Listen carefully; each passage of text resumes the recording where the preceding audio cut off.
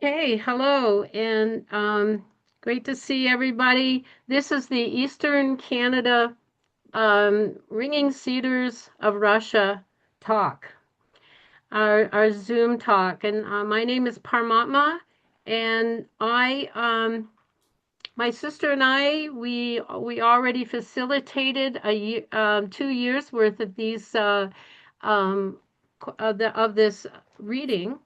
And we've started all over again because we're excited about the books and they're teaching us about what to do and kind of where to put our attention during these days. We think these days are thick with a lot of anxiety and um, people are, it's difficult times, it's chaotic times, and these books give a lot of direction in our lives. So we're continuing to to explore these books. Okay, so we're going to start with Maureen is going to give us a meditation right now. I, yes, they certainly have been a lifeline for me. So I like to do a meditation and I use some of the quotes from book three. So this is the first half of book three that we're doing tonight. So if you could get into a comfortable position and make sure your spine is straight, feet on the floor if possible, and close your eyes. Relax your shoulders, relax your tongue, and take 3 long, deep breaths in through your nose and out through your mouth. And the inhale, at least 6 seconds on the inhale and 6 seconds on the exhale. And as you exhale, release all the tension from your body.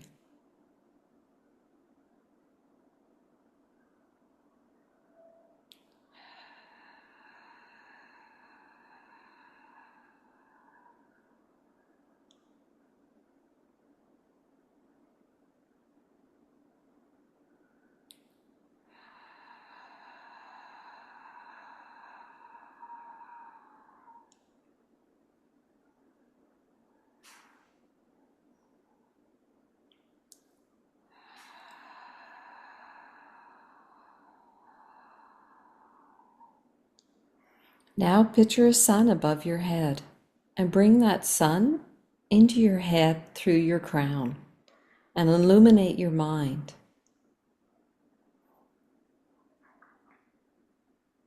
Then bring this sun into your heart. And with each breath, expand your heart. Have the energy of your heart fill the room that you're in.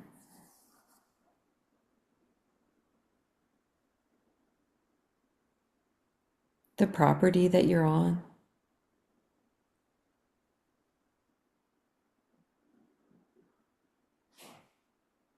The country that you're in.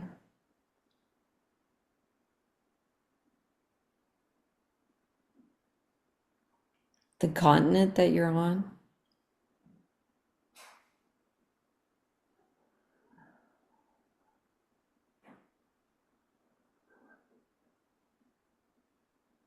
And then all of the earth.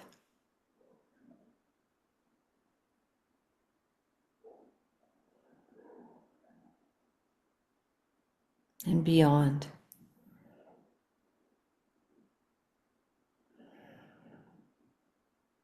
And connect your heart with all the other ringing cedar readers all over this earth.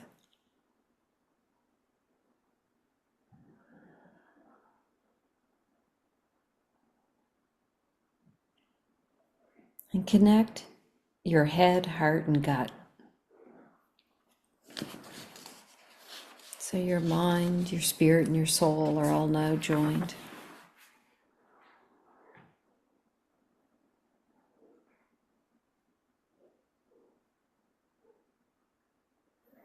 Now set the intention to connect to the spark of the energy of love within you.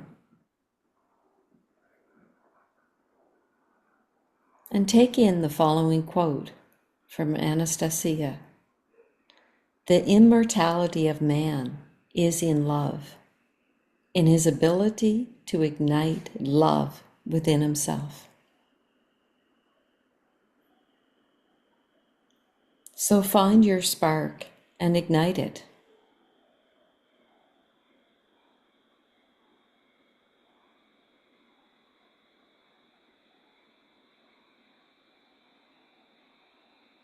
Feel this amazing power and the energy of love.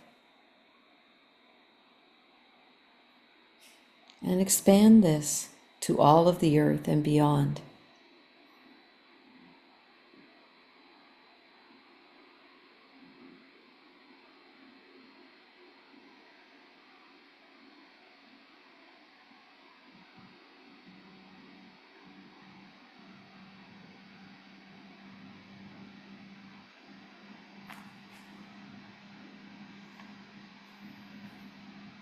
And take in the next quote, that it's love is what makes miracles happen. And now set the intention that this spark and the energy of love will make miracles happen in your life.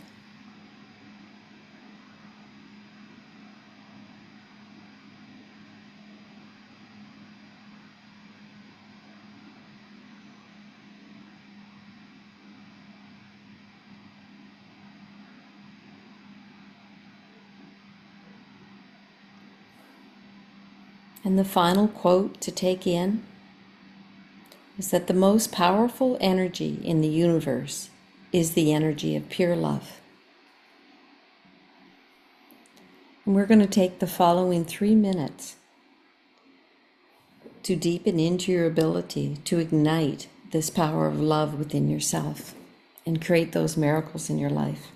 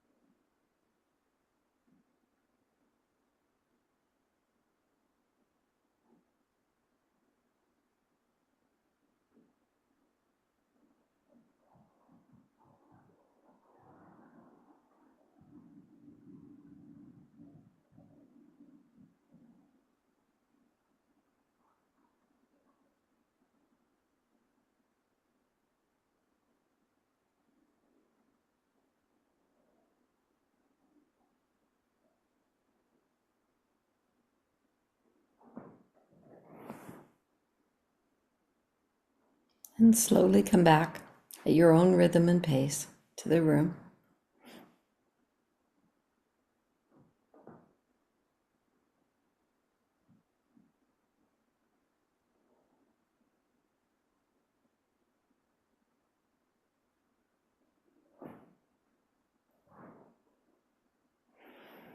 Thank you.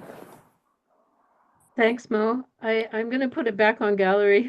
That was what was taking my attention when I was talking before. But anyway, because I like to see everybody, I like to see all the people. And if anybody raises their hand, just raise your hand or use one of those little thingies at the bottom that um, if you want to talk. Um, okay, so we're on book 3 now.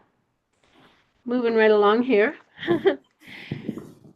So if you remember, if you haven't read it, right, recently or whatever, um, this is the time when these people come in and try to capture Anastasia, which is really insane. We can't even imagine it. Supposedly they weren't going to use violence, but one of the guards was trigger happy, you might remember, and he tried to shoot her. Ah, um, wild. But the bullets, what happened? She said the bullets actually stopped, and one of them grazed her ear, and it's a wild thing. But anyway, before all that incident happened, they're questioning her about everything. So one of the first things that they're questioning is they're asking about the dolmens. So I'll just read a little bit and then really like to know if other people can explain a little bit more in terms we would understand what a dolmen is. A dolmen, what it says in some part of the books is it says it's a precursor to the Egyptian pyramids. So it's going to tell us, what they were using for what the Egyptian pyramids were also used for. Um, and people going into other dimensions and being able to focus their energy in a certain way is how I understand it. But anyway, let's see, somebody else wants in here. Um, okay, so I'm going to read a little bit. Um, the question, these guys who are questioning her, and they're being very invasive. I mean, goodness, they have an opinion about whether or not Vladimir should be with her or not, if he's good enough. Why do they think they have a right to an opinion anyway? I mean, that's, can you imagine somebody coming up to you and, like giving you, some stranger giving you an opinion whether or not this person is good enough for you? Or it's just the more you read it, the more you go, my goodness, what it what do people think they have the right, to go into a person's life like this? But anyway, here we go. They're asking, and how does a dolmen differ from an ordinary stone tomb?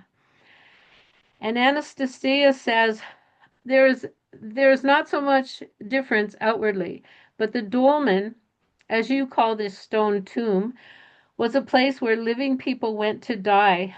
The dolmen was not simply a religious structure, as people tend to think today. It is a monument to wisdom and the great self-sacrifice of one's spirit for the sake of future generations.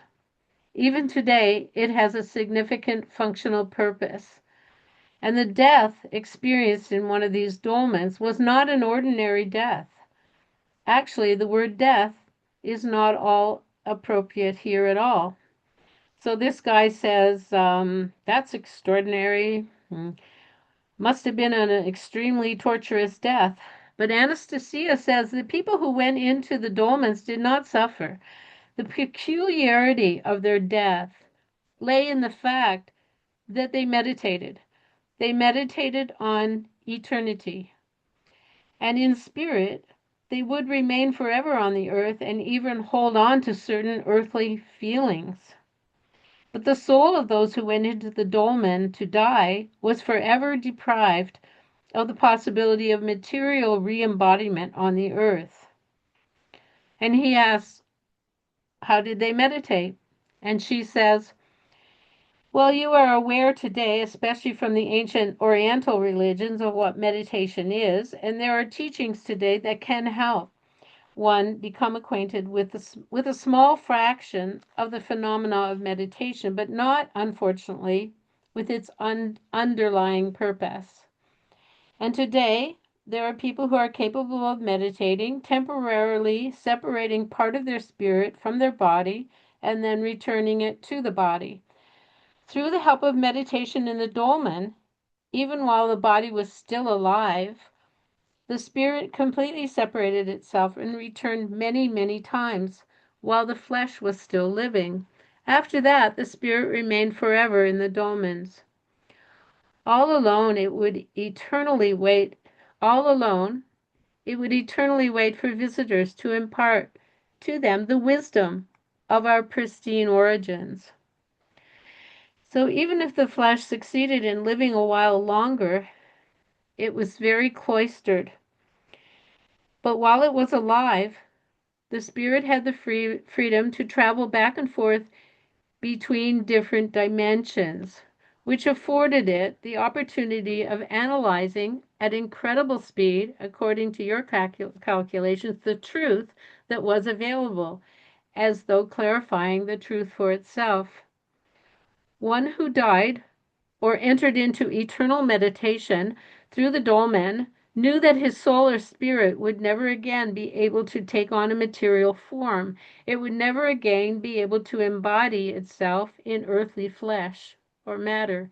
It would never be able to go far from the dolmen or leave for any length of time, but it would have the ability to communicate with a particle of the soul of a person living in the flesh who came to visit the dolmen. So there's another reference to of that particle that is in each one of us that Maureen often refers to and takes us through meditating on that particle.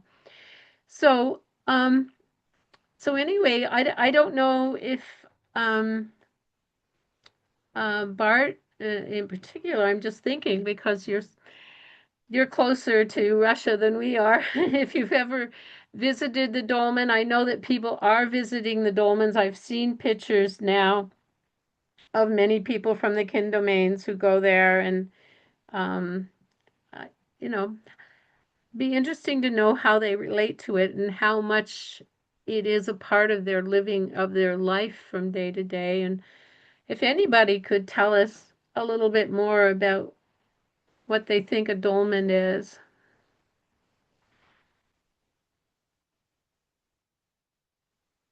Yeah, Catherine, you're muted. What comes to my mind is it's certainly a high frequency. The spirituality level is so high from that being that has been in the dolmen. So I've never been, but what's coming to my mind is, as our intuition is starting to elevate a little bit, it would, being able to go and converse with that higher frequency. And, we are hearing of beings or whoever that is reaching out into the cosmos, and they do change their places that they converse, and so they're there for their reason, just as a divine guide, really. That's how I'm picking up on that. So as we do heighten our intuition, I think it would be really interesting to go and converse.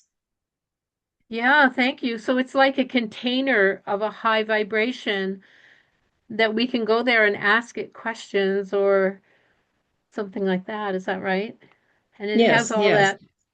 We haven't lost the information about our pristine origins, and it sounds like a possibility of telling us who we are and what kind of abilities we really have, or maybe it can tell us our history, our real history. I mean, that to think about the potential of what it could tell us is pretty exciting, Well, really. and even the way her foremother did help Vladimir or That's was with right. him, right?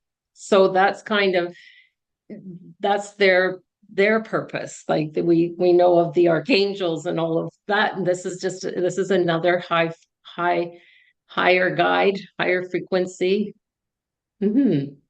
Yeah, it's so interesting to me that when you read things, one year of your life and then many years later it means something else to you. Because I remember when I was reading it, I was just focused in on, oh, that must be horrible. This being trapped in this place for so long, that's all I could think of. And I'm reading it now and I'm realizing it even says right there that they're not tortured and they've done it willingly. And it's a huge, like, we can't conceive sometimes what it's like, these spiritual journeys, or that why other cultures do certain things.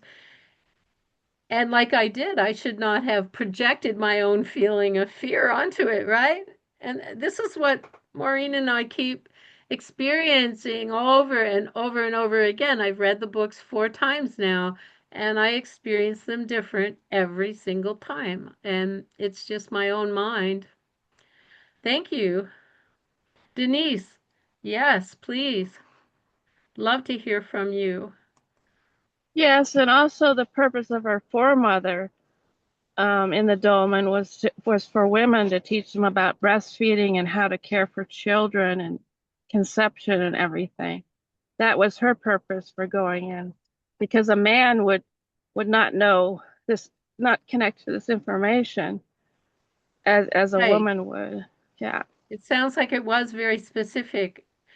yeah. Maybe that dolmen was about that, and maybe there were other dolmens. Well, Or most of some, the other dolmens were men because women weren't allowed oh to go yeah, into at that time. right. I mean, maybe there were some in the past, I don't know. Yeah, maybe they had the forethought at that time that people were going to devalue breastfeeding, um, which is certainly devalued in our society now. Well, her foremother did. That's why she wanted to go. Yeah. Yeah, and we find in this book, through the story about the little girl, that how important breastfeeding is, because she only breastfeeded that once, but it changed her whole life. If you remember the story about the little girl. Um, but she's also, what we're learning from these books is that through the breast milk, there is a lot, that is passed on, memories and sensitivity, and all of that. The indigenous people really know that. Around here, the government went out to the indigenous land people and told them to stop breastfeeding because there were PCBs in the breast milk, and they took all they took all these tests and said there's all these toxins, and tried to talk them out of, breastfeeding. And lo and behold, they said no. They said no. Our foremothers told us it was very important that we pass on our memories, and despite whatever they came up with, they said no, they won't stop. Saya, I'd love to hear from you. I love that you shared the indigenous insight, and yes, it was a need for them to shift, because they wanted to monetize formula, and now we're realizing that there is the breast milk actually changes based on the information shared, based on skin to skin. So the body will adapt to what's happening to the child and will shift whatever chemical compound that needs to come through to cure the baby of whatever it's going through. I even know that women are talking about, if their tear ducts are blocked, to put breast milk directly in their tears And a girlfriend of mine, this is going to sound a little odd for the men. It was very odd for me when it happened. I got a sunburn, and my girlfriend was breastfeeding her youngest at the time, and then she just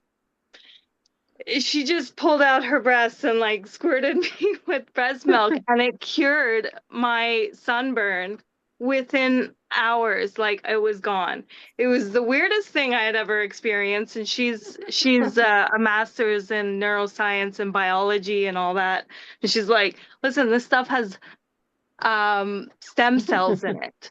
And to Oh, think wow. that the women's bodies are just very sacred in that scope, and we've lost sight of that. And to have that wise elder step into that dolmen just to share that wisdom, and it is a sacrifice, but it's a sacrifice um of, you know, bringing forth the information for generations onwards. And her not coming back and reincarnating was like, it's a big deal and a big decision that she had made. And it was I also felt in the moment, I'm like, that must be a little torturous to go through. And then it reminded me of the Tibetan monks, and how they do, like the rainbow body monks, that they they go into meditation, and it takes them a while to kind of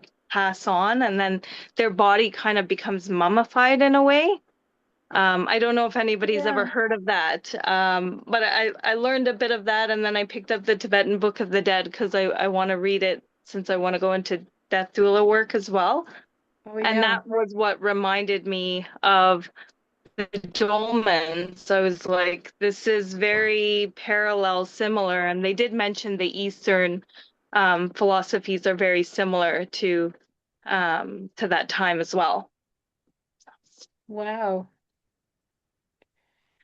Yeah, thank you for that that analogy. I didn't realize that. I think yeah, it is a sacrifice, but it's, when you make spiritual decisions like that, it's probably all a risk, but who knows? God can change things so quickly for them. They may be experiencing beautiful lives on other planets, and who knows? We don't know. But Yes, yes. And the beauty of the shared experience of like her sharing that knowledge. And then Anastasia talking about how you needed to be present with the baby.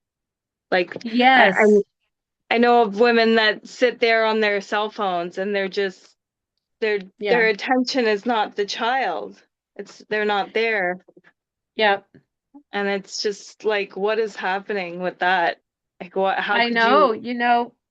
I lived on the farm where the book Spiritual Midwifery was written, and basically, Ina May Gaskin said that when you are breastfeeding, you should, we had spiritual teachings at that time, and she said you should be putting your full attention on the baby. She actually knew that, and she's Welsh. I don't know, her whole heritage, but that was always passed. She's passing that down to us years ago, and it always made sense. It's Yeah, so easy to fall asleep because you're experiencing these endorphins when you're breastfeeding, and it's like, you know, but still having your attention in the right place and not on a phone.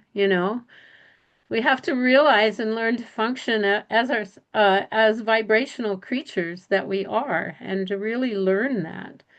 You know, it's a learning process we're in right now. well, I also wonder if there's some kind of telepathic communication happening between mother and child in that moment. Yeah. Like, there must be some kind of communication there that's going forward, that's nonverbal. And it's always fascinated me to a degree. But obviously, like, I haven't had that experience, so I wouldn't know. Yeah, absolutely. And even when they're born, I mean, mothers with small children are fascinating to watch. they already know right ahead of time what the baby needs or wants, or when they're tuned in, it's just fascinating to watch them. Um, yeah, Thank you. yeah. Okay, so we're in Just the a minute, part of Pam. this. Parmatma, Yeah. Teresa's had her hand up for a while. Oh, I'm sorry, I didn't know that. Oh, there it is. Yes. Yes, please. Yeah, I'm just I've been to dolmens in England and Oh didn't my really know God. like years ago and I didn't really know what they were. Burial mounds, and it was interesting because you can walk inside and it's like I almost felt like I was trespassing. Even though it's in public Uh, land, like it felt sacred and special and very individual and unique. And maybe because I came there and just maybe I was the one that walled up, I don't know, but I just felt, oh, this isn't like for me, like I'm not of the lineage or something like that. So I wanted okay. just to more respect it, even though I had no idea what it was. Wow. Did that come from the pagan lineage or Stonehenge or any of I'm that? Or... I'm not sure. Geez, where was one? They called them long barrels, like West Kennet long barrows. I don't remember. This is going back to the late 90s, for instance, when we went to a bunch of these places, and it was really interesting. I just knew there was something there, but I felt that it wasn't quite for me. And now reading these books, there's an echo in that. Like, what ultimate supreme sacrifice someone would have chosen to anchor their spirit, their soul in a location to like be a forever antenna of whatever wisdom that they were Yeah. themselves particularly connected with, adept with, like breastfeeding, for Mm. instance. So at To first I instill that did, value, that very oh, important value. that's, the ultimate service. And of course, at Yeah. first I was like, oh, forever's a long time, and, et cetera, et cetera. So I totally get that. And I love breastfeeding my daughter. And what is it? The prolactin is one of the hormones that helps the milk let down response. So it really deepens bonding and coming together and that feeling of Yeah. safety. And isn't that something we need for our children and adults? That we feel Yeah. safe, we feel included. And that's practicing with those that are pre-verbal. Yes. Yes. Good point. Yeah. Isn't it amazing how I will hear from Vitol in a sec? Isn't it amazing how far away people were from their intuition, being able to be so easily talked into bottle feeding, in the 40s and unbelievable. Yeah. And even more modern, some people, maybe not so much as a few decades ago, but they were uncomfortable with public breastfeeding. Yeah, yeah, And that doesn't necessarily mix in happy chemicals with the breast milk that comes through. that's right. That's right. So, so Yeah, even though some of us might be more grandmotherly aged, we're still mothers or fathers supporting other mothers or mothers to be. yeah. Yeah. Okay. Thank you. So, Vitol, would love to hear from you. Good evening. I'd like to offer maybe a slightly different idea on dolmens, because when I've read the books on Anastasia and the dolmens, that was not the first time I had heard of them. I'd heard and seen some in other parts of the world, and to me, they were always talking about them as being timeless,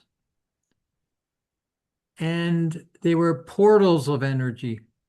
So there Mm, was no real sacrifice. It was something that they had earned. So you wouldn't okay. find the village idiot uh, could manage it because they hadn't proved themselves to Hmm. offer. And so the whole idea of being energy vibrational portals seemed to make sense because they were all around the world. And I had seen and been told about uh, unusual rock formations in the Canadian Shield that seem to be very similar. These are areas now in Northern Ontario where you can't go anymore. The governments have prevented us.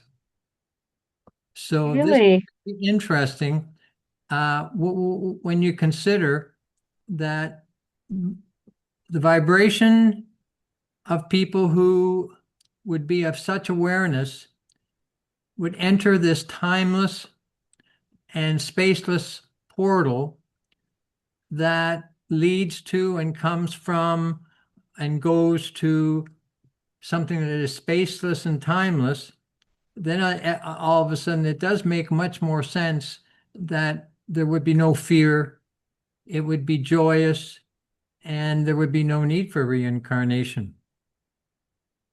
And only the very Right. and only the very few, as it was mentioned in the book, who were of a certain status or awareness were even considered to enter into. So they were thought of as holy people or different from the average hoi polloi, so to speak. So um, I find that I would be very surprised if in the future we don't see, hear, and feel many more opportunities for us to find these portals or these dolmens that they are all over the world.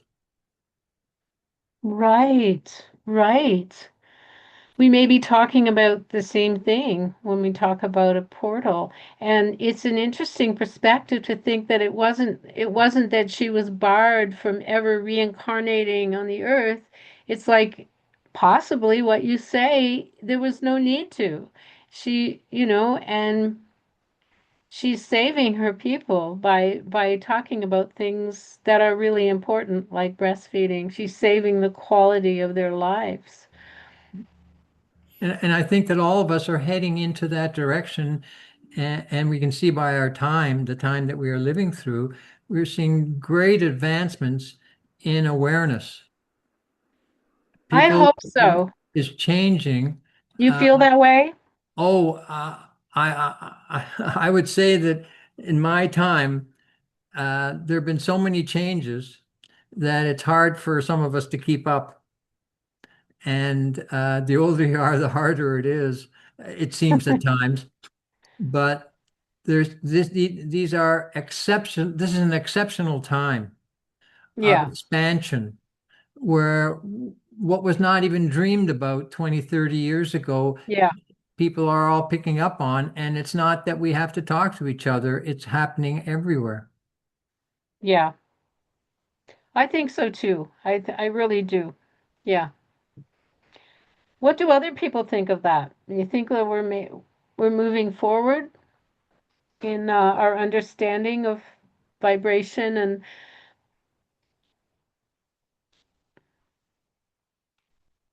painfully moving forward?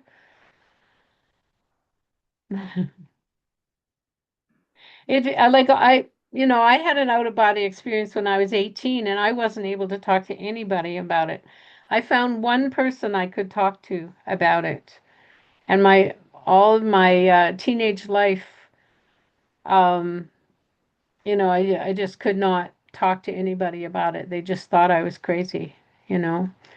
So I've seen things change over the years. Maybe 20 years after I had that experience, people started to acknowledge out of body experiences, and now psychologists know it's a real thing. They know it.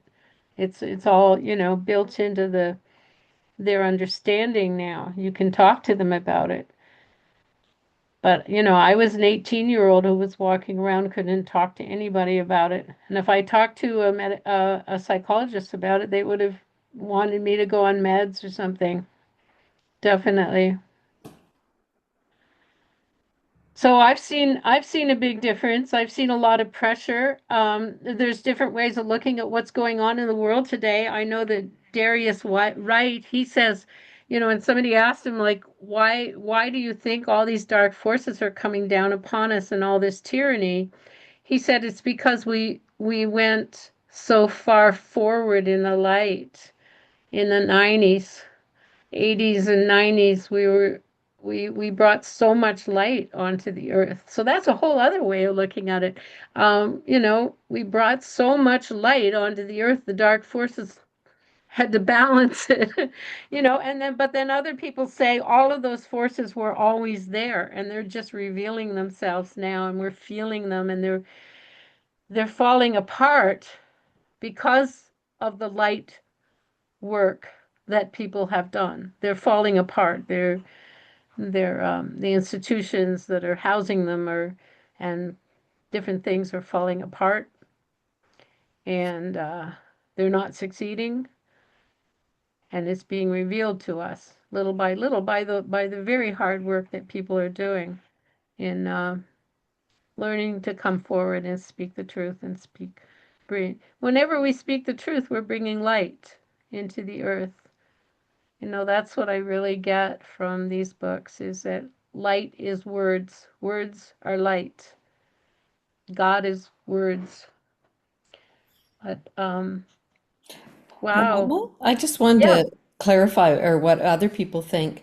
Um, I've never tried to connect to the spirit inside the dolmen, or wonder if anybody To has. do it remotely. Is that what you're talking about? Is that Well, what or just like, are you supposed to be, I guess what the clarification is, are you meant to be at a really high level of consciousness to be able to connect, to pick up some of this wisdom of pristine origins?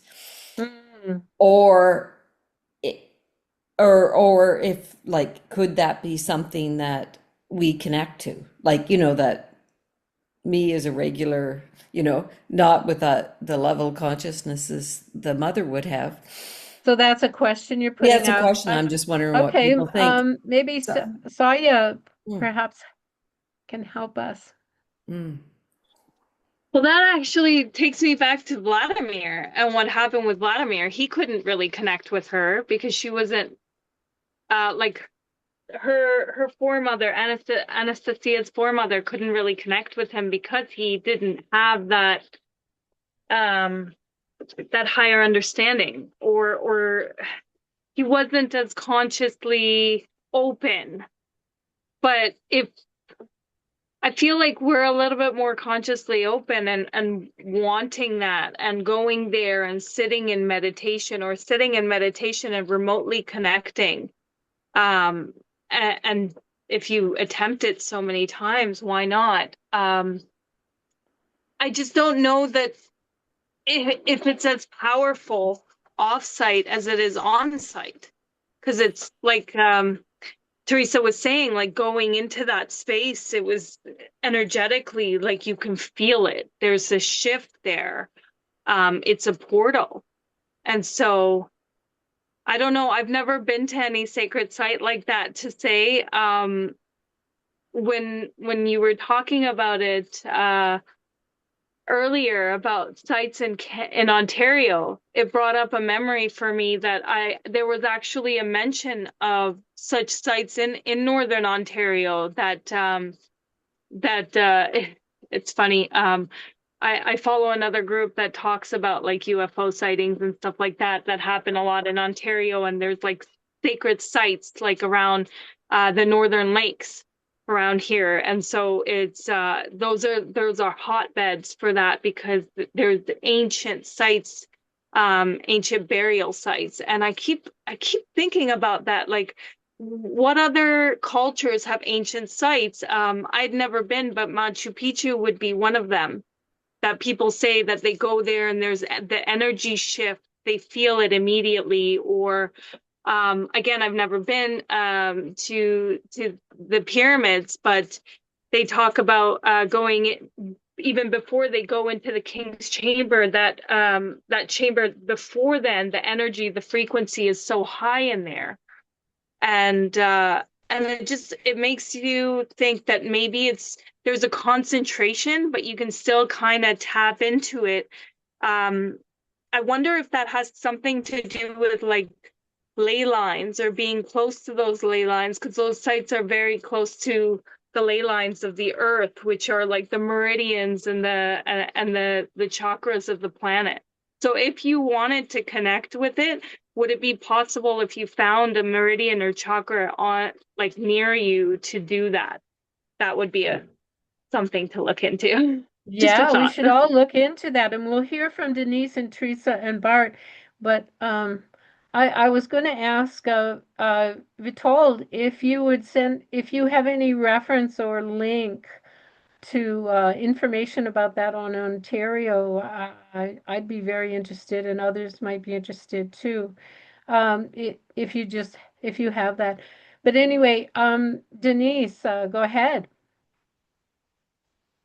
Yes, I was just going to say that I think we just need to unblock our channels and pathways by working with our traumas and our negative beliefs and finding the true beliefs, and because we've all experienced lies and traumas, and it's blocked our energy channels, and once we can release all that, we can begin to connect with these places and with the universe the way Anastasia does. I don't think we have to, I think it's a matter of unblocking our channels and opening up our ability to connect. Yeah, that's But right. And she does say that everybody has total access to all information. And yeah, I think that and is true. It's yeah, not like we're dependent on one thing or another. Yeah. yeah. And I was going to say something about the energy sites. Um, there are energy sites like ley lines all over the world that are important for the earth to, in different ways. But I think the government has tried to take over a lot of these sites for their own purposes to control us and use the energy to and keep us away from connecting to them. That's why I think the government's blocked us from them. Yeah, we've heard a lot over the last couple of years about people reprogramming the grids, and that there was an actual programming that's been going on since ancient times that are put into the grids that are affecting us. And we know people that are working with the ley lines and singing where they are and finding them. And I think whatever you pay attention to, like if you're interested in ley lines and that's where you focus your attention, I think your third eye, it's not like you just have one ability to do this or to do that. If you're I think it's where you put your attention, because when I started putting my attention on being able to see auric fields, I could see auric fields, but now I can't see auric fields because my attention is on other things and other types of extrasensory perception. But anyway, Teresa, go ahead. Yeah, thank you. Oh, this is so interesting. Um, Yeah, I'm kind of reflecting a little bit on who may or may not have access to these types of energies. I think we all do, and it doesn't matter the degree of someone's spiritual development or if they're on the village idiot side of things, right? Anyone could walk into a cold room and feel cold, or walk into a hot or humid room and feel humid. I guess so that's available for all of us. Some people just choose to maybe tune into more subtle energies or not. I've had experiences with people who didn't have a clue what auras were, and then going to Roslyn Chapel and, oh, look here, and they were all blown away. They could see auras. but that Yeah. was Oh, word right. wasn't even part of their vocabulary, right? So it more or And less enhances, it more or less oh enhances yeah, that's what you absolutely. would, yeah, so we might that we're trying to answer that question right now about like, can anybody just see this or not see this? So They can, but it's like as a certain dolmen is like an antenna or a portal or a anchor of some sort, right? It's yeah, maybe what's coming through isn't for everybody, but everybody could do that. One of our yeah, teachers in common, Elizabeth Wisen, says that, we could say something, but some people won't hear it just because we're yeah, not quite that right frequency, and someone yeah, else could say it and the person will hear it. It doesn't mean one right, person's more advanced or better or anything. It's just how it is. Like yeah. like reverse allergies, maybe. I'm part of two groups that do grid work on the planet. One is Oh, we get together on a Zoom and international. Another one is here, and that's what we actually did earlier today. And wow, it's, you know, getting, synced up with the grid and just sending the love and the light all throughout it. It's beautiful to do. So if it's worth investigating, But very some interesting. sacred sites can be a little mucked with all the people going. So maybe with some discretion, of course. But yeah, it's tons of fun. Thank you. So Bart,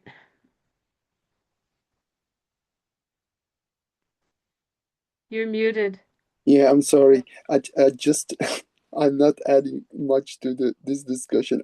You said just Parmatma, you said at this before Maureen spoke, you said something about words are light, and you referred to a book, and you made me curious. Or can you say something quickly about it, or can you give me the title of the book? That was my question. Oh, what? When I said words are light, Yeah. um, I just think that words are infused. It's just what I've learned through my spiritual practices is that words, words are, I'm just going to admit somebody here. Um, Words are infused with light and they affect consciousness. Words, I mean, even thought affects consciousness and brings light into the world. Is that what you mean? Maybe did I understand? Yeah, Yeah. yeah, that No, was the thing you were talking about then. Yeah. and books. Well, I'll just have you tell you this little experience of mine. Like, nobody had told me anything about the ringing cedars. I didn't know anything about this. This was 18, no, it was 23 years ago, about 23 years ago. And I saw the books on a shelf and I saw sparkling energy all around the shelf, around the books. I actually saw sparkling energy. And I bought the books. I didn't know anything about the books. So, and sometimes do you ever get that have that experience where you pick up a like you pick up a book from a bookshelf and you know it's the book you need to read and you have this intuition about I think we're very tuned in. I mean, um books are sacred things. And recently I heard that there's people who are putting books onto online, like they're putting them all online, and then they're burning the books. Why do they need to burn the books? They don't need to burn the books. And of course, that was the whole thing about the Library of Alexandria. They burned all those books, but one of the things that Edgar Casey says that was in those books was a lot about the real details of Christ's life, because he visited Egypt at a certain a time, and there were books written about him, what he was, all many years of his life that we've completely lost. in the burning of the Library of Alexandria. But I think that, just for us to become more conscious of our thoughts and our words, to think of them as bringing light into the collective consciousness, I think that is a very important thing. And I'll just tell you one more thing. And then, let's see, there was somebody, was it Saya that wanted to talk? Um, the Sikhs, the Sikhs, they have a book called the Sri Guru Granth Sahib. It's a great, big, huge book, but it's all the words of the 10 gurus, all the things they said. And they treat that book, the Sri Guru Granth Sahib, is a living being. They put it away to sleep at night. They take it out. Everybody has their head covered if you're in any proximity to it. They have these things where they keep all the dust away with these great big kind of brooms that they go like this around it all the time.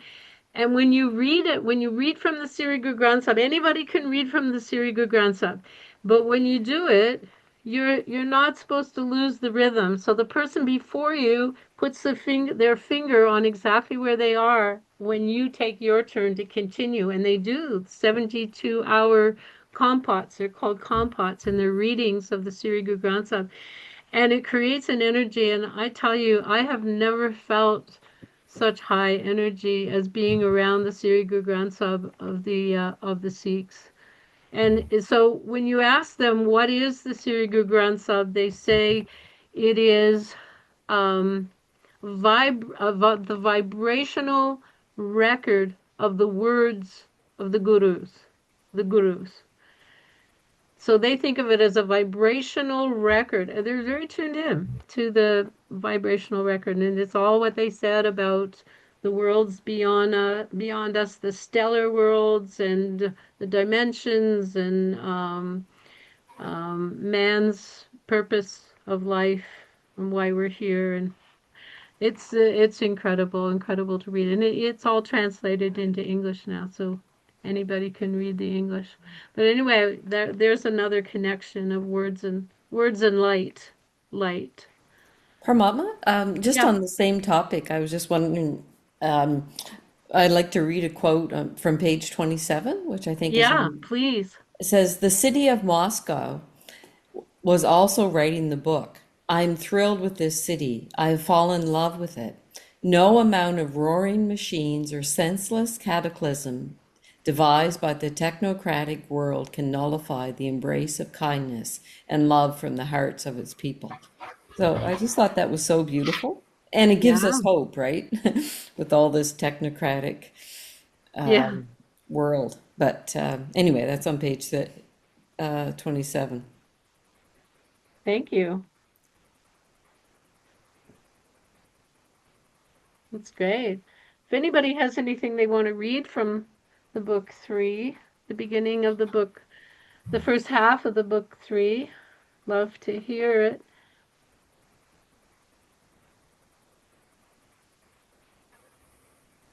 Okay, well, I'll read a little bit here about the space of love, because later on we're going to do a meditation about the space of love. And so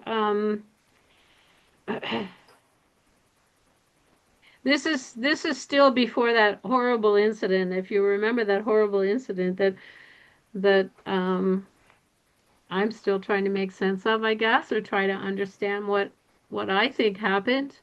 The incident where what happened after they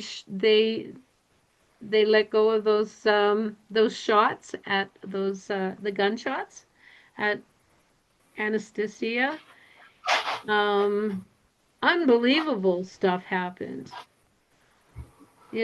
And I remember when I was reading these years ago, I was like, okay, I think I'll put this book down for a while. I don't understand this. So anyway, um, but here I am many years later, still reading, still trying to understand.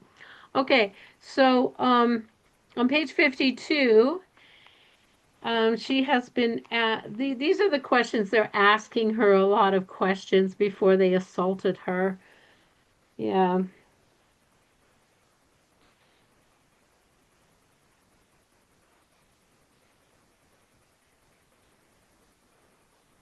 Yeah, they're saying that it's necessary to take her away and give her another place where she could be and raise her son, and that this was necessary for science to take her away. All this is they say, these guys were saying, all this is necessary for your own benefit, for the benefit of your son and other people as well. You do want to bring benefit to people, don't you? God, can you imagine? They have no idea who they're talking to, right? No idea. So she says, yes. Anastasia replies calmly, and right away added, everything I know I am ready to share with all people, if they find it interesting, but only with all people. Science is not something that is available to everyone at once. Um, it's see, its achievements are used first only by a localized group, often for their selfish personal reasons. The vast majority get to know about only what the localized groups are. Who do you represent? She asks. It is not a particular localized group. I cannot go with you, she says. I need to raise a man. I need to raise my son. That can only be done properly where a space of love has been created. This space has been created and perfected by my forebears, near and distant. It is still small, but it is what ties me to the whole substance of the universe. Every man must create around himself his own space of love and offer it to his child. Bearing children without preparing a space of love for them is criminal. Every man must create around him. And if everyone understood this and acted upon it, then the whole world would become the brightest focus of love in the universe. This is the way he wanted it, and this is man's purpose. For only man is capable of creating such a space. So here we have again the importance of the space of love. Does anybody want to comment on that? We'll do a meditation about that in a while. And I know that, I don't think we should let these things make us feel that, I just mean that I think to begin with, we need to just create it wherever we are, you know. Don't wait till you have your perfect 2.5 acres. Does anybody want to say anything about that? And then we'll move on. Yeah, go ahead, Catherine. You want I to, yeah. think love starts from within us or is in us. And I think that space of love is where it all begins anyways. So more, less is more when you see anything outside of yourself, so that the fullness of who we are is love. And when we can get away, and that is who Anastasia is complete love. And I know, and I'm jumping here for a moment, but when you had questioned in your email about what happened to that man, she didn't want to harm. She does never do intentional harm No. because she does come only from love. And Yes. I think, and I think that's where, as we're all evolving, that's what we're evolving. We're remembering. We're evolving, but we're really remembering who we truly are Remembering, yes. at our soul level and deeper. And that is love. So I think, you know, it does begin wherever we are, because that's where we are, if that makes Yeah. sense. Yes. Yes. And you said something that can help us segue into the question, that I'm going to ask now is, what the heck do you think happened when those guys went out of their bodies and Well, I can read a little bit about it, it kind of describes it. The description is really long, but I'll just read a little bit where it says, this guy is describing what happened after um, after the bullet shot. Before the bullet shot, if you remember, they were threatening her, threatening to capture her and take her, and I think one of them even put their hand on her or something, and she kind of looked away, and her a stone dissolved, and um, then they got scared of like what she could do, or they immediately assumed that she was doing something, but I don't think that she was doing anything. I think it was a reaction of nature within her, like you say. She was coming from love. And this is the reaction that happens when you try to destroy love or destroy what she is, her vibration. And something atomic happened. Something on an atomic level happened, but she didn't make that happen. That was part of how I understand is part of nature. I'd love to hear what you have to say about that. But basically, what happened after that, um, after the bullets, and then the bullets, I don't know, did they dissolve or something, or did she stop them, or what was it, Mo? Do you remember? Did she stop the bullets in Yeah, midair? I think they just dissolved. Yeah, Or, in yeah, the and one air. of them Yeah, maybe scraped by her and yeah, they didn't harm made, her at all. Mm. yeah.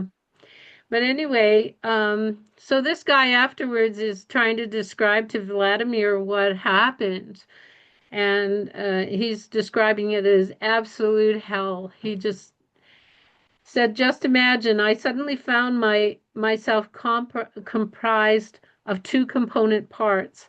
The first was my body, enveloped in a transparent skin through which I could see all my internal organs, my heart, my stomach, my intestines, the blood rushing through my veins, along with various other organs. The other part, invisible, consisted of my feelings and my emotions, my mind, my desires, my pain sensibility. In other words, everything about man that you can't see. Uh, so, and then it kind of goes on, and you might remember the description further, the description of what went on. It's pages, so I won't read it, but it's basically, the physical aspect of them was down by a pond, and they were disconnected and disassociated, but they could feel all the pain of their body, but they couldn't connect with it and all of that. So tell me, tell me, what the heck was going on? What? Tell me. I wanted to know for 5 years, 10 years, 20 years. So, Saya, go ahead, go for it. So there's obviously that light being that always hangs over her head. For me, that's represented by the father. I feel because she was left at such a young age as a child, and because she was so pure, I feel that whatever natural force came through for others, it may look differently, but for me, it felt like it was the Father, it was God. And that's why later on it showed itself to her in that childlike form. And it was always protecting her. And unless she was always telling it, I'm okay, but she couldn't Yeah. in that moment.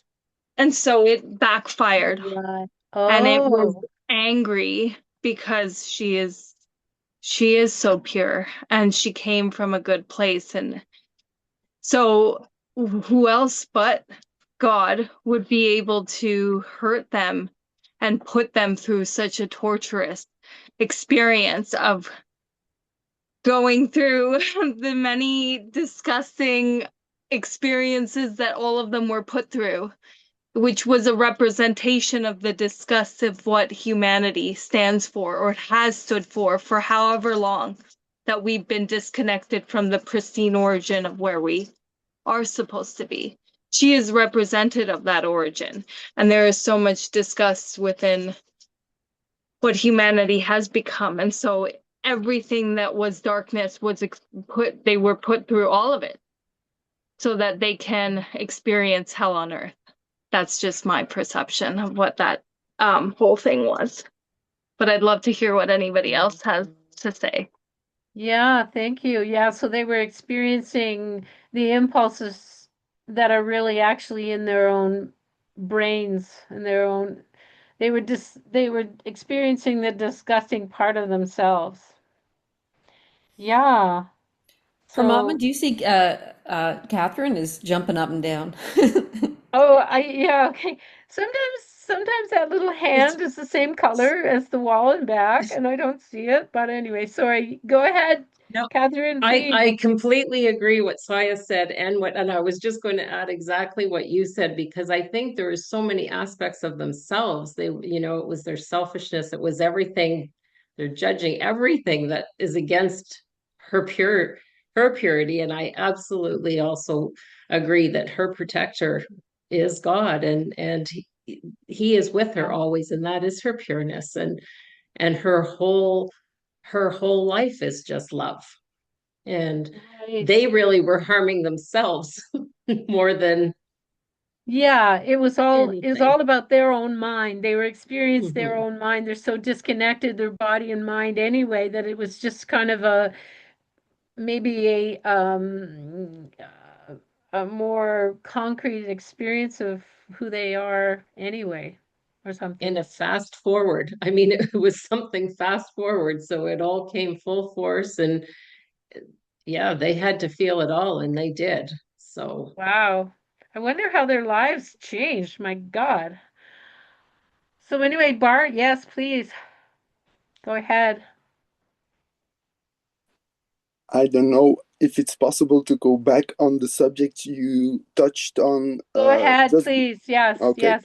You talked about the space of love, and what I would like to add there is my own experience with my beloved, because I lived, I bought our King's Domain, our space of love, in 2023, I think, yeah. And I lived here a while. I started to make a little garden and try to start also with some kind of shelter. um, and then I got a message from our unborn son to search for his mother. So that's what I did, and Oh, that was a real strong impulse. I know I would meet her soon. I didn't know at all who it was, so I reached out to wow. Gabriel, and also at that time Galina was active in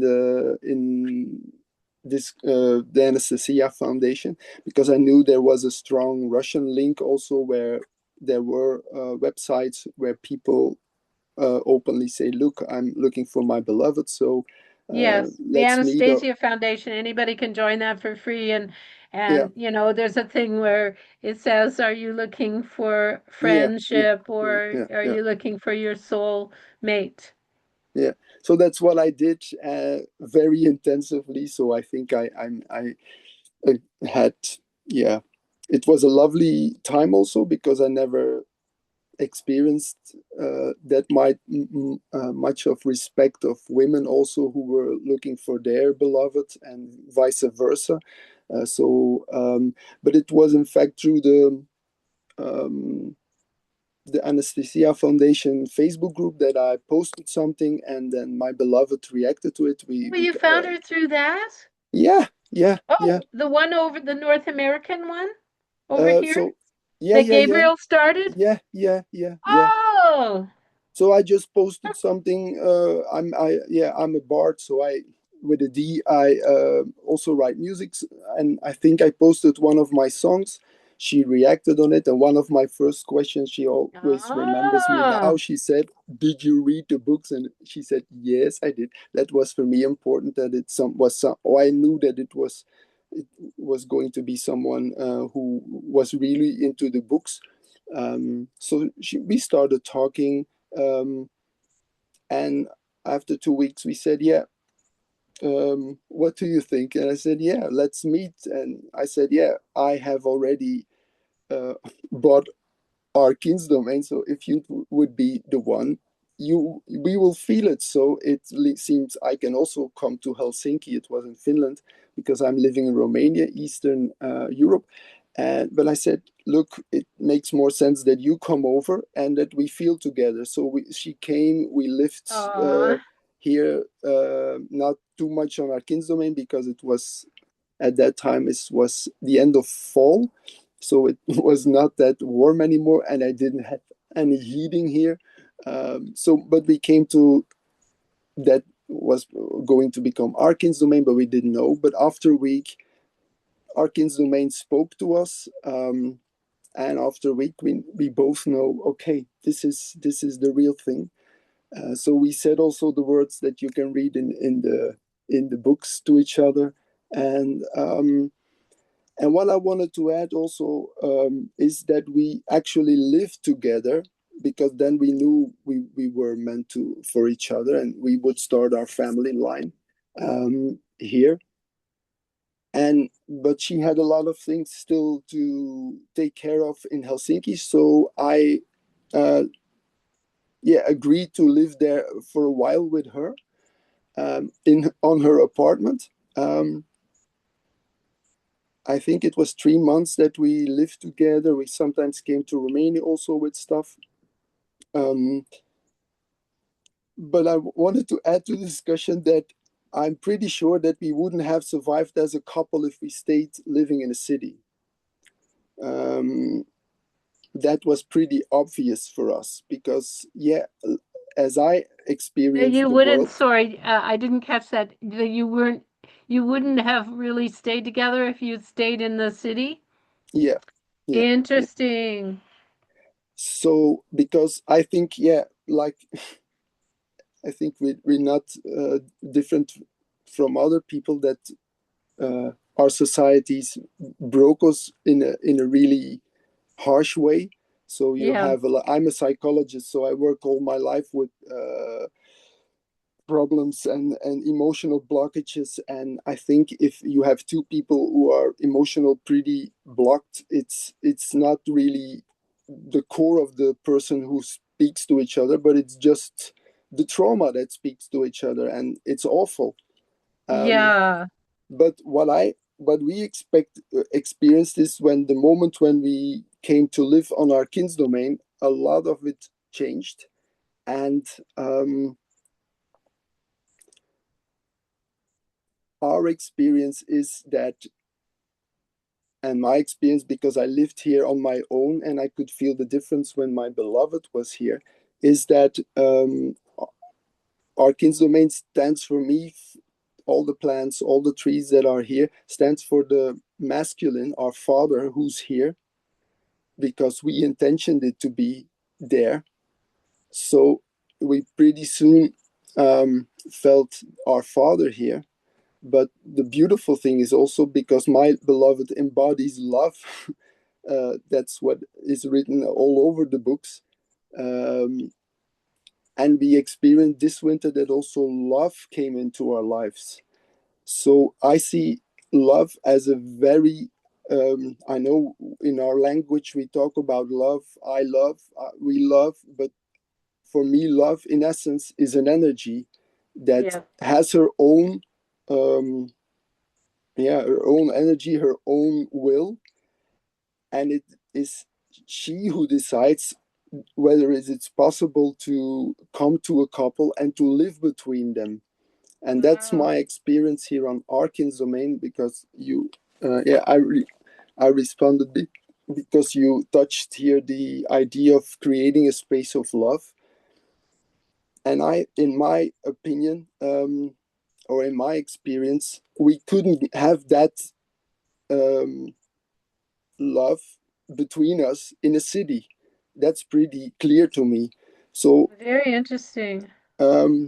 that's also something I want to, why I want, that's one of the reasons that I want to help people to get um, to their kin's domain. And I think it's pretty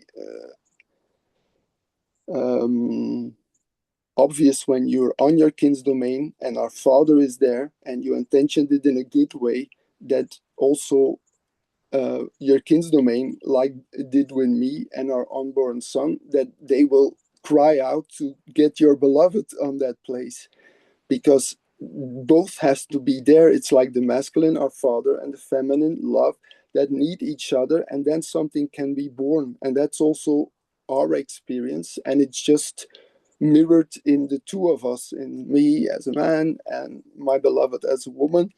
And then the magic can really happens, and that happen, and that what is what we are experiencing now at this moment. We live it, so we go through it, and it's uh, it's going rapidly.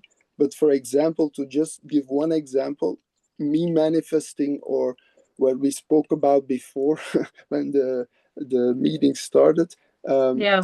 just manifesting is on a totally different level, for example.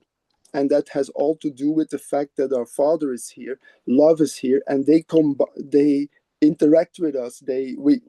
We are becoming one, and it's that much powerful than I ever felt. I did 4 of those co-creation periods before we were on our kin's domain, and I think I talked also with Gabriel about it, and I think that's also the idea of a kin's domain and a space of love, to be in a place where God and love can really be present in all their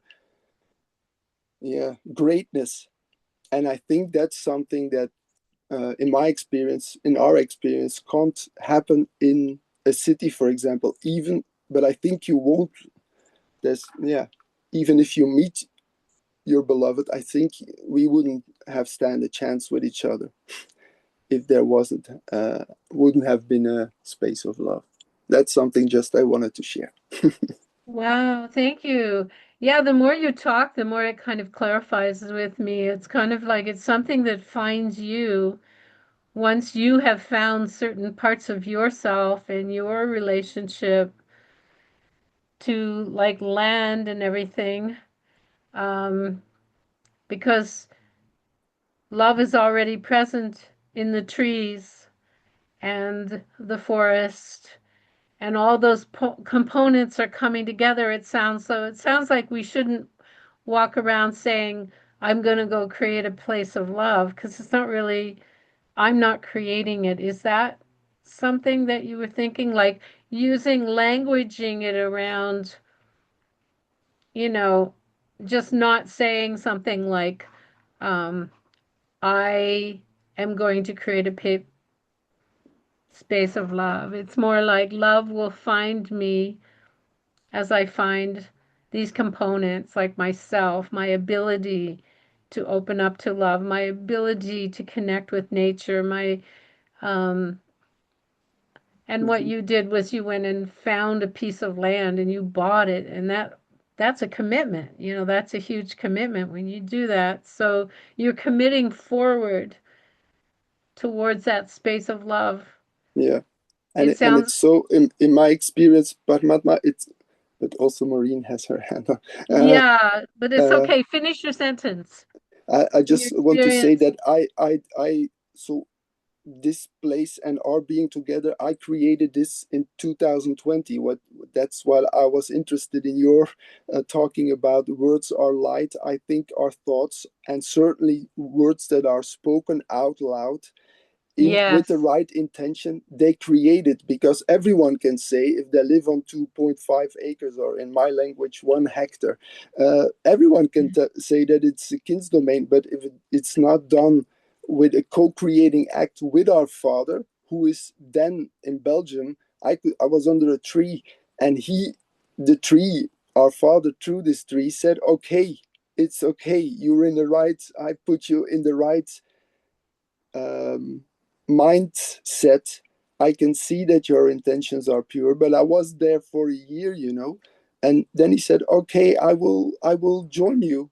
And he guided me, our father guided me from 2020 until I bought this land. But I knew when I bought it that it wouldn't be just a piece of land. And I now also know that this will still be a king's domain in 500,000 years, but that's the act of creating, of course. That's what I wanted to add. I'm sorry. Right. Thank you. Thank you so much. You've given me so much to think about. I mean, what do I say to people what should I say to people who say, well, I can't move to the country. I've got to live here. I mean, what we've been saying on these calls to people is just start where you can, like get a plant, I think connect and it's treat it all it's but I don't know. But I don't know. Maybe there's some other way of opening that would help them open their psyche to bringing to bringing the dream together for them. Well, what would you say, Bart? And then we'll talk to Mo. We'll see what Mo has to say. But yeah. I think it's at any time. That's also written in the book somewhere. I don't know exactly where, but at any time a person can choose to start a co-creation work with his with our father, and it doesn't require anything. It just requires the intention. I'm now connected to, because I'm now trying to help people, and I'm now connected to a woman in the Netherlands that made a shift in her thinking recently. And I can feel in her words already, the way she talks about her kin's domain, that in this life she will have her kin's domain. And it's right. all about intention, talk. And if you, for example, I that's how I did it. If you say, okay, I feel it, I really feel this urge to go create. The next day, you just start with our Father, and it won't be there from the first day, because every time I did these co-creating moments with our Father, it took me a year to finish it. Really, a year. And when I was living in the city, like you said, it's really hard. It's if just to connect with our Father, sometimes some days it took me half an hour just to give my words the specific warmth that I need to create something. And I could feel it, but some days I uttered my words for half an hour in patience, until I felt after half an hour, okay, now I'm there. Well, I did it. And I think it's something you do just every day, and you get in that frequency of creation, Okay. and then it happens. And there are no That's what. limits. If you're divorced, old, there are no limits. Thank you. That get into the frequency of creation. Thank you. I think that's very helpful. It's not a bit. Yeah. Wow. Thank you. You've given me lots to think about. So, Maureen, sorry it's taken so long to get to you, Mosey. Oh, it's okay. Mo's I, sitting there smiling yeah, while Bart's talking because no, yeah, it's like dreaming about the yeah, space of kids' love. domain.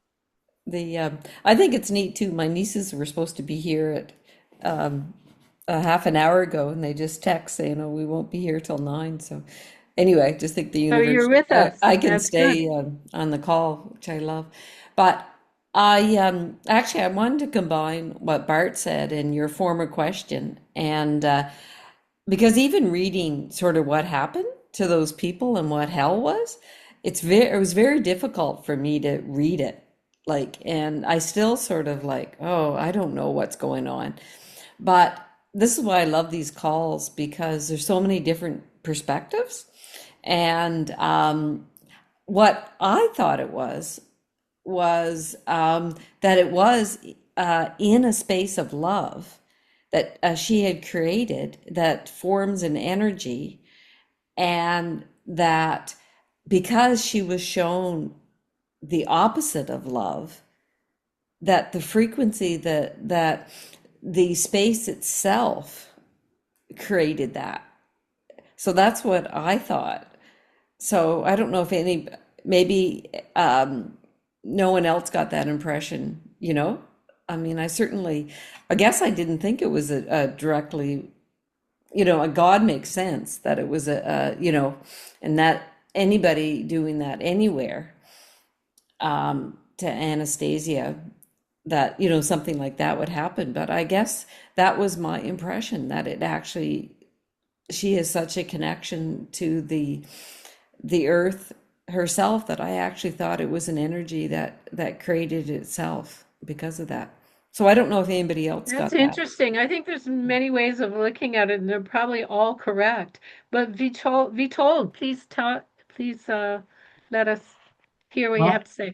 okay. Well, I kind of agree with the thinking that the energy and the light of God were uh, the best way of presenting God to humans, that humans would appreciate.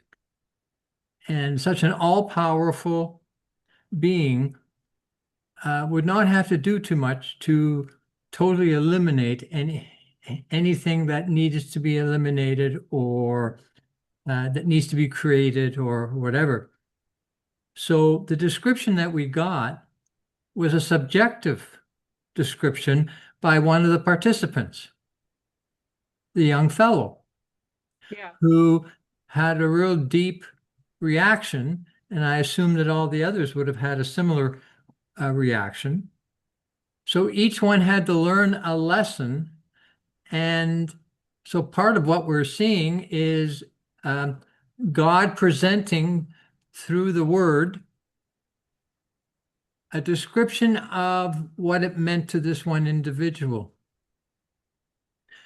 so that it would also encompass all the others' feelings as to what was transpiring. And then it was up to Vladimir to uh, recollect as well as possible what was being experienced. And the experience was one of total exposure of what these people were, and they became aware of what they were. And Mm, sometimes that's the greatest lesson and the hardest lesson, that will last for their entire lifetime, or until their karmic opportunities present themselves. yeah. So this could have been all settled in an instant, but it wouldn't have had the same impact.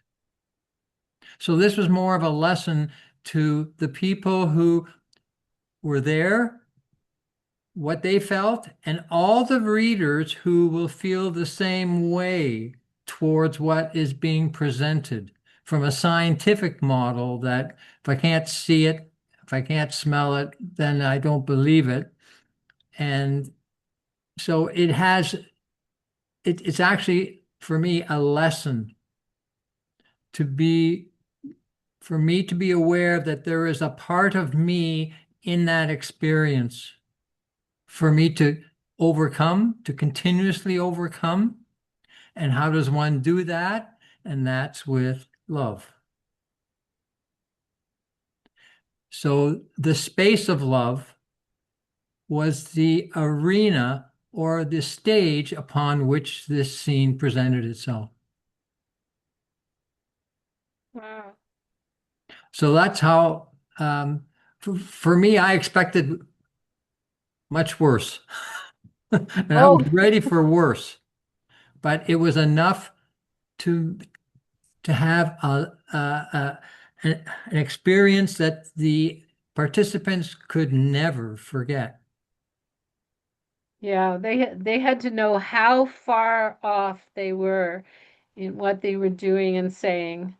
They had to realize the profundity of it, it seems like. their And it had to be so lessons. powerful that Yeah, everyone, anyone would leave her alone. yeah. And I think, it probably, it deters everyone, the whole world, It's like, nope, not going there, you know. Wow. Yeah, thank you. Because So what a Teresa, lesson, oh, sorry. because what a lesson to be learned. And it was to make Vladimir feel better because he was feeling guilty that he had exposed her to the world and all Oh, the yeah, negative that's a things. connection So too, this eh? was for him a wonderful lesson as well because he regretted letting not, how do you say, hiding certain facts to protect Anastasia. Right. Yeah, he regretted having told people where she was, how to, And so this yeah. story was strong enough to overcome that Yeah, guilt. wow. I'll say. Thank you. So, Teresa, Yes, thank you. I totally agree with what was just shared. Absolutely. It was almost like an instant karma, you know, like all compressed. And I'm trying to find the phrase they called her. What it was something X, like commodity X or project X or oh, right. Yeah, something. right. So Yeah, completely dehumanized her. yeah, And yeah. so, oh, you want to know what it's like to be dehumanized? Like to watch Right. your Ottoman body that's see-through, but Yeah, all of your feelings, emotions, awareness, you're just so separated from it. Like yeah, no love, yeah, the no, opposite. it was the exact opposite. And I know when I read it, I had a bit of a visceral reaction to it. Mm-hmm. Right? And, I may or may not have healing around it. That's not the point necessarily, but like was shared, we all have that in us somewhere, right? When do we Yeah, objectify anything or anyone? Do we honor? Do we pray over our food and water? Do we honor the rights of other people for whatever?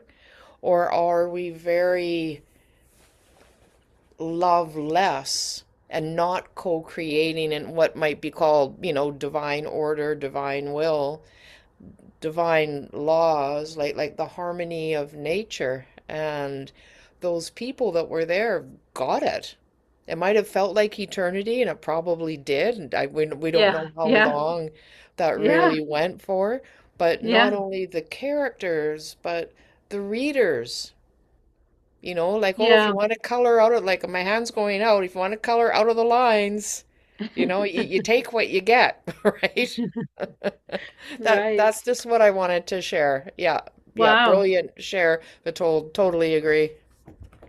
Wow, this is why I love continuing year after year to talk to everybody because it really strengthens my idea and gives me so much to think about. So thank you, everyone. We have about 15 minutes left, and everybody remember? There's some part in one of the books. I can't remember what book it is now, but she talks about if everybody woke up in the morning. I don't know what time a day she said. Did she say 5 or did she say 6 or something like that?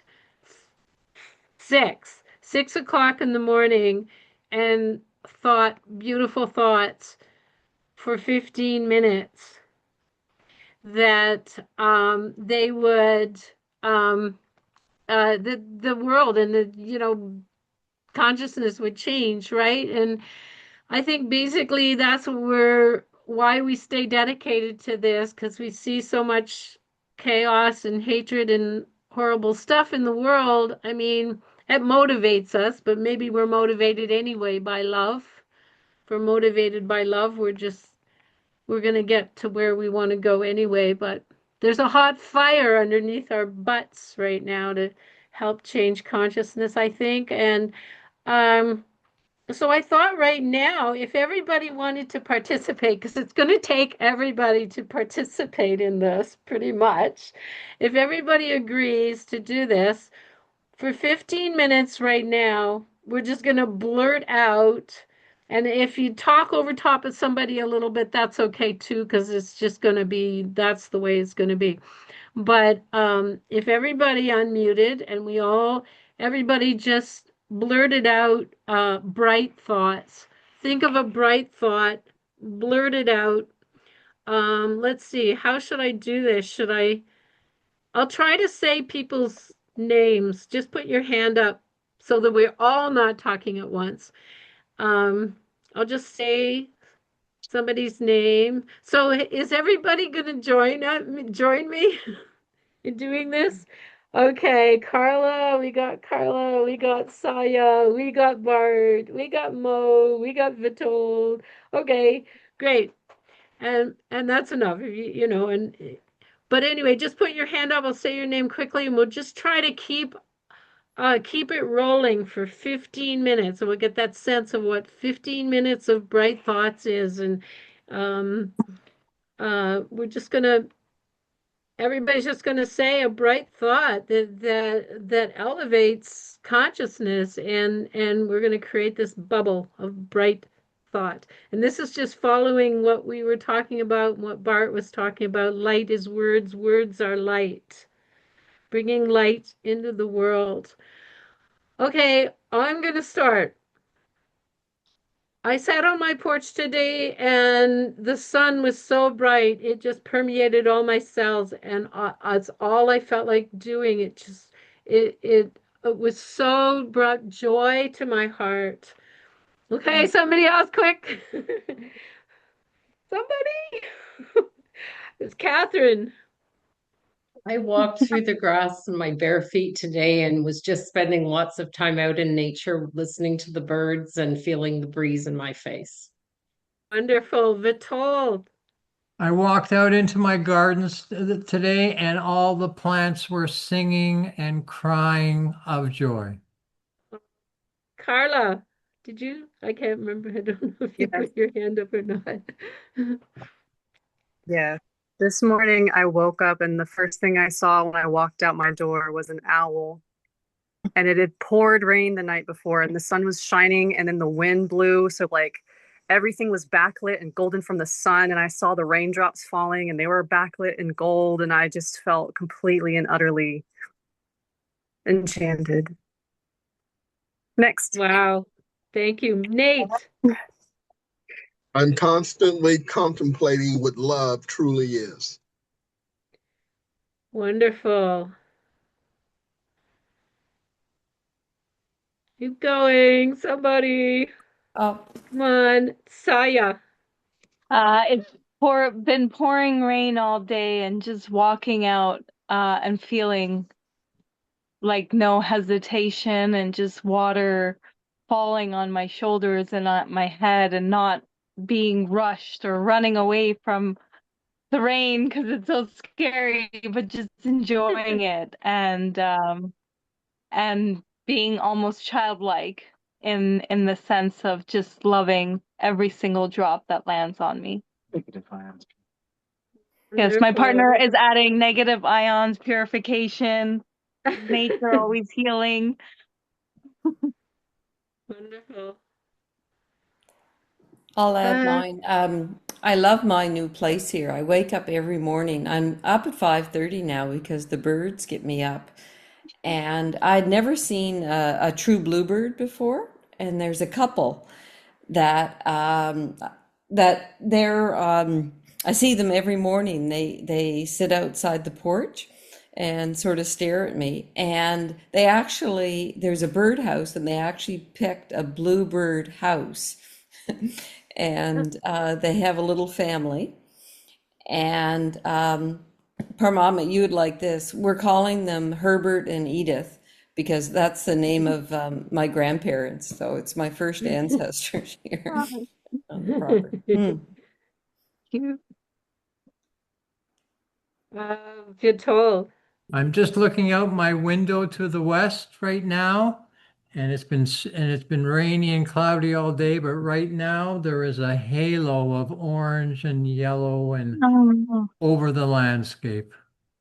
beautiful. Oh, yes, Bart, you'll have to, yeah. So this afternoon, I was sitting under my beech tree with our father for, I think it was an hour. And when I got back, I could feel him being with me.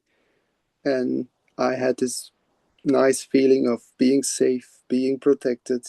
Um, that nothing I really have to do because it's already there. He is there, and it was an immense, lovely feeling that I took with me until now.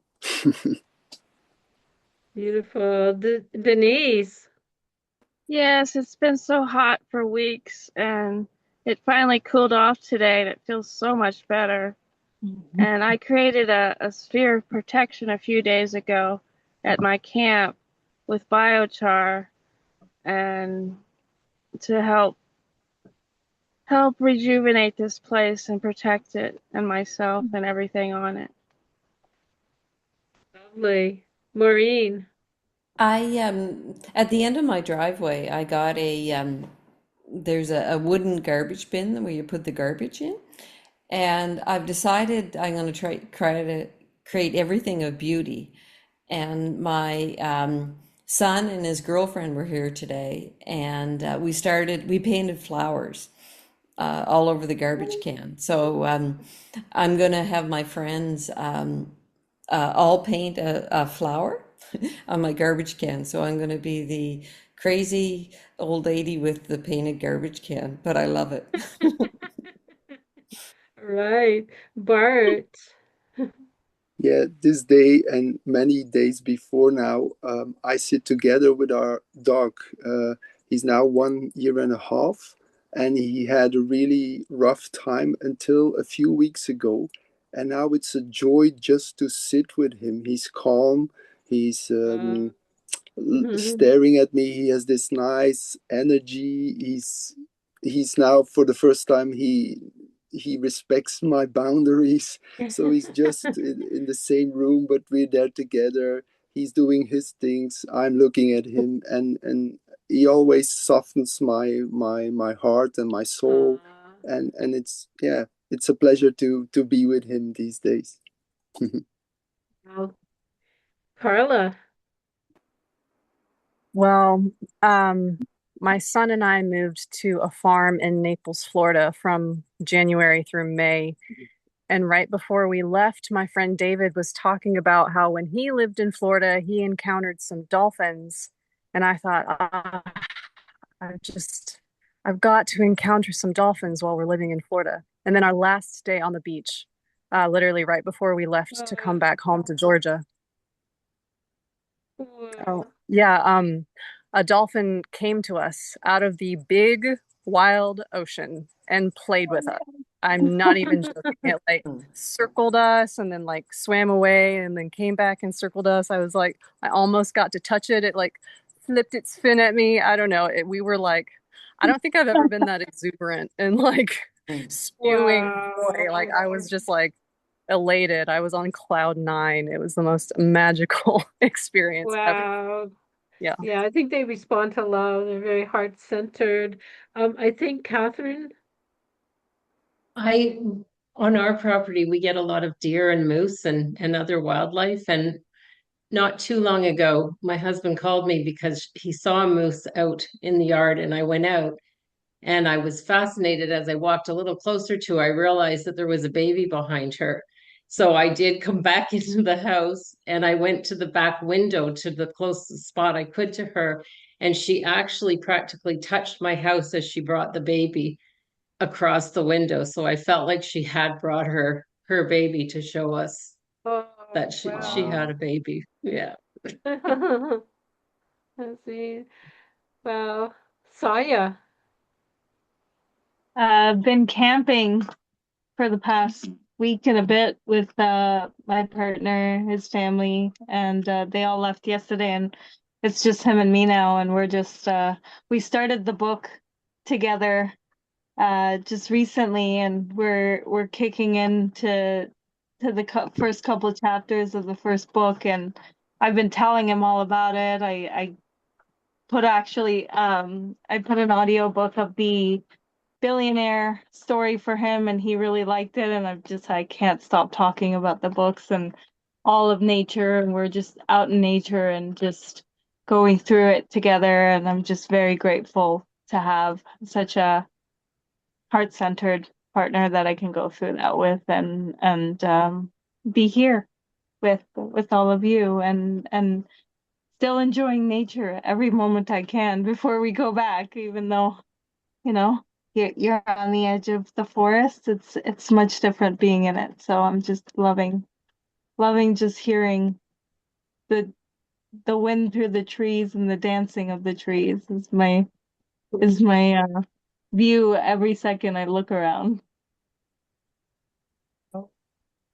I feel like I'm there with a lot of you when you talk about it because it's describing it so much. I have a little cabin on the back of our land, and it's been raining a lot lately, and it's a steel roof. So I love the sound of the rain, and it comes down, it's just pouring down these days. We're getting a lot of rain, which is really unusual. And I just love lying in the cabin and doing nothing else and just listening to the sound of the rain. It's incredible. Denise. Yes, I'm so grateful to be out here, to live out here almost all the time. I could not stand to live in town or in a city. It feeds my soul. And every morning I wake up, my dog runs around so happy, and she's always happy. So Mhm. I can always depend on that. It's a lucky dog living out there. Yeah. Okay, we have 4 more minutes left, and we will have made it to 15 minutes. That's what we were committed to. So tell me more. Yes, Squirrelwood, Sherwood. If you want to say something, we're trying to say bright, keep the thoughts bright for 15 minutes as we end. No, I guess, but yes. Do you have something to tell us? Yes, I am so happy to be with all of you. You're my kin. It's hard to find people that are of nature. Um, I have been. I'm trying to keep it bright. Uh, but I am also. My last name is Sherwood, Huh. and I know. Uh, the way Anastasia explains everything about trees. But I'm also a Celt Druid. Um, And the last Sherwood tree, the Sherwood forest in Britain, where I come from, my ancestral line is dead. The last ancient tree of Sherwood. And Oh, that's my, wow. uh, that's where I get my strength from, is that tree in Sherwood Forest from England. And it's been there for 1,200 years. And this spring did not uh, the leaves didn't come and it's dead. It was just proclaimed last week that the tree's officially dead. Oh. Well, maybe as a way to end, could we send some energy to the all together to the area there, the That would be land? great. That'd be great because it doesn't just mark an old tree. The Sherwood Forest is famously known for Robin Hood. Yeah. Um, and the people of the forest of Sherwood Forest that fought against the king. The and there's a lot of magic in that forest, and that's an old tree. That's a grandmother tree of the old world. That's a that we should give love to right now. I would really appreciate that because with that, I'm carrying it on, but it's hard. Yeah. Okay, let's finish with that, with our last 2 minutes left that we have, that we'll finish our 15 minutes. For me, I feel it in my heart, when the trees get cut down, and certainly, the clearing that happens, but also, it's interesting, like I can cry over a tree, like especially these great big trees that why would they ever want to cut them down? They're hundreds of years old out west in Canada. And like, I don't know, all kinds of disasters happen in the world, and I don't cry, but I cry over a tree. I don't know, it's just, I think some of us are connected, like we're here for the earth, and some of us are here for the people, and some of us Well, are here for the animals or whatever. But the trees are, for me, I see trees, I see tree beings, I see tree spirits, and it's not just a plant, but yeah, it's actually uh, ancestrally. They have all the knowledge. They watch our humanity for thousands of years, and yeah, they're the silent wisdom that carries all the knowledge from the past. yeah. I'll send this little video around. I have an email address, and if any, I mean, an email list, and if anybody wants to be on our list that isn't on our list, please put it in your email in the chat. But I'll send you this video around of this talking about trees, and what they're saying is that trees aren't formed. We think they're formed by just the mass of um, ground underneath them, but it's not. It's the light of God is what grows a tree, is And what this video is saying.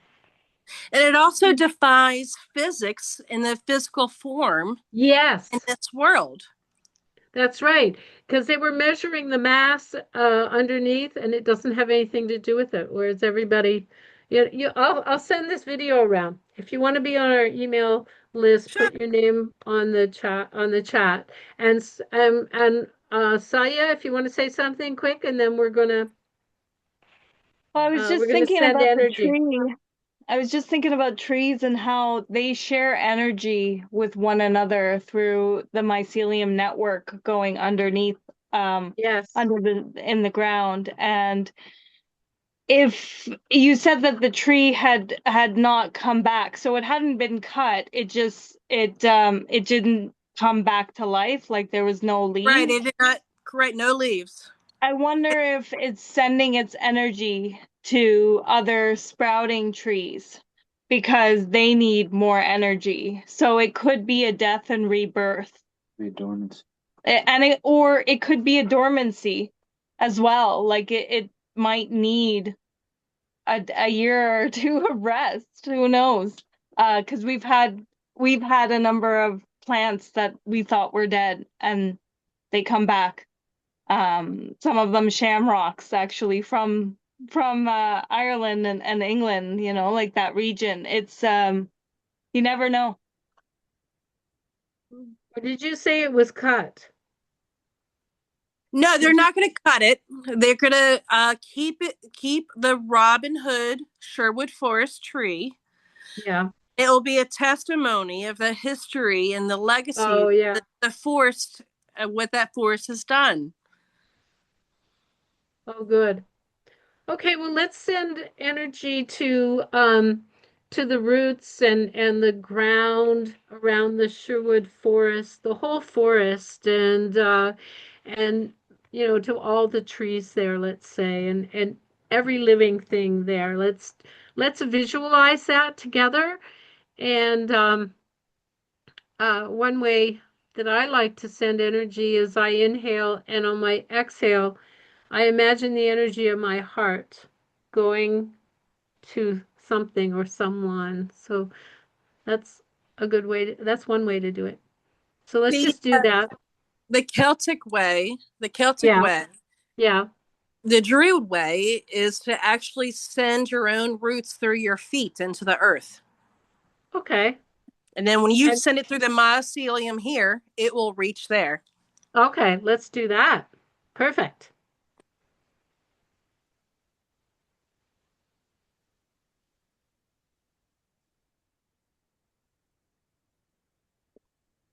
Mhm.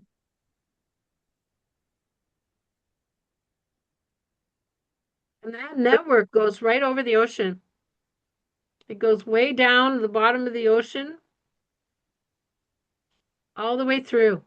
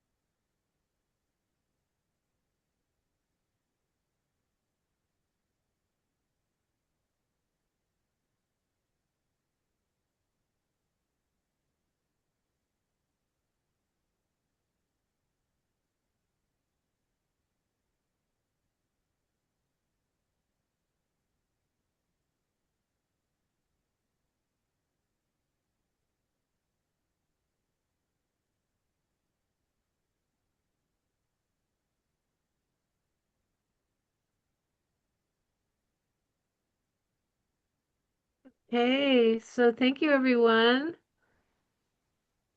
And thank you, Squirrelwood, for just helping us finish up our day. It was a great one. Great. You just No, came in at the last moment. That's great. thank you. Yeah. Hope to see you all. And if your email is on the chat, I'll let you know when the next one. It's always on the first Sunday of every month. So we'll see you in September, first Sunday, 6 o'clock. Thank you everybody for showing up. Love to all. Thank you. You're welcome.